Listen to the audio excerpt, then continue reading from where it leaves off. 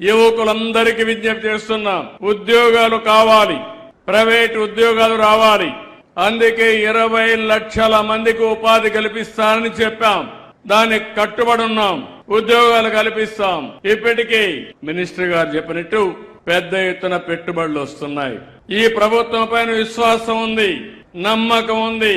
చెప్పిన మాట నిలబడతామని, అవినీతి లేనటువంటి పరిపాలన ఇస్తామని, త్వరితగతిన క్లియరెన్స్లు ఇస్తామని, ఎలాంటి అడ్డంకులు సృష్టించమని ఈ రోజు పెద్ద ఎత్తున పెట్టుబడులు పెట్టడానికి ముందుకు వస్తున్నారు. దీనివల్ల ఈ రాష్ట్రం అభివృద్ధి అవుతుంది, యువతకు ఉద్యోగాలు వస్తాయి. ఇంకో పక్కన ఆ రోజు నేను ఐటీకి ప్రాధాన్యత ఇచ్చాను. అందరూ చదువుకున్నారు, మంచి మంచి ఉద్యోగాలు వచ్చాయి. ఈ రోజు నెక్స్ట్ లెవెల్కి వెళ్తున్నాం. ఆర్టిఫిషియల్ ఇంటెలిజెన్స్ వచ్చింది.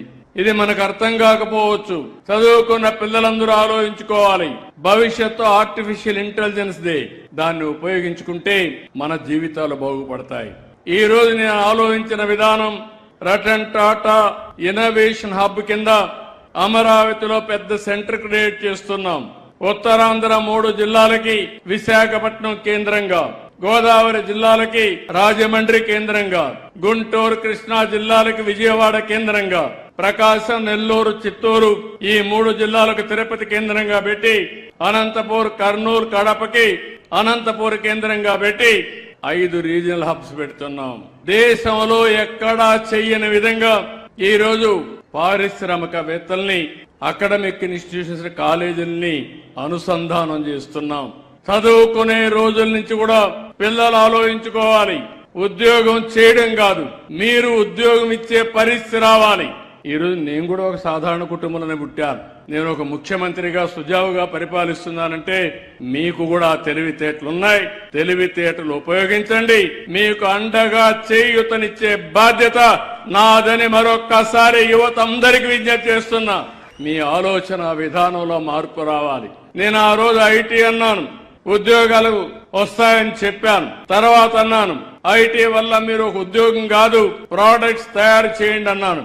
ఆ తర్వాత మీరు ఉద్యోగాల కంటే నువ్వు ఉద్యోగం ఇచ్చే పరిస్థితి రావాలని మళ్లీ చెప్తే, ఈ రోజు ప్రపంచం మొత్తం మీరు 25 సంవత్సరాల్లో ఎక్కువ తలసరి ఆదాయం సంపాదించేవాడు ఎవడంటే తెలుగు బిడ్డ. నేను గర్వపడుతున్నానని చెప్పి నేను మీకు తెలియజేస్తున్నా.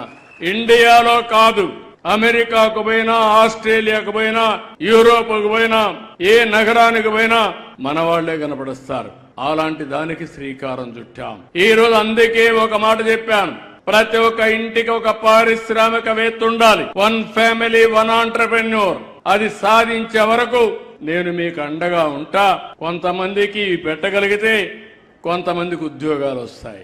అలాంటి ఉద్యోగాలు రావడానికి ఒక పక్కన 5 కేంద్రాలుగా పెట్టి, 5 కేంద్రాల్లో దగ్గర 35 నియోజకవర్గాలు ఉంటాయి. ఆ 35 నియోజకవర్గాల్లో ఇలాంటి 35 పారిశ్రామిక కేంద్రాలు పెడతాం. ఎంఎస్ఎంఈ పార్కులు పెడతాం. రెడీగా ఉంటాయి. ఇన్ఫ్రాస్ట్రక్చర్ తయారు చేస్తాం. కాన్ఫరెన్స్ హాల్లు ఉంటాయి, షెడ్లు ఉంటాయి, మార్కెటింగ్ కేంద్రం ఉంటుంది, టెక్నాలజీ ఉంటుంది.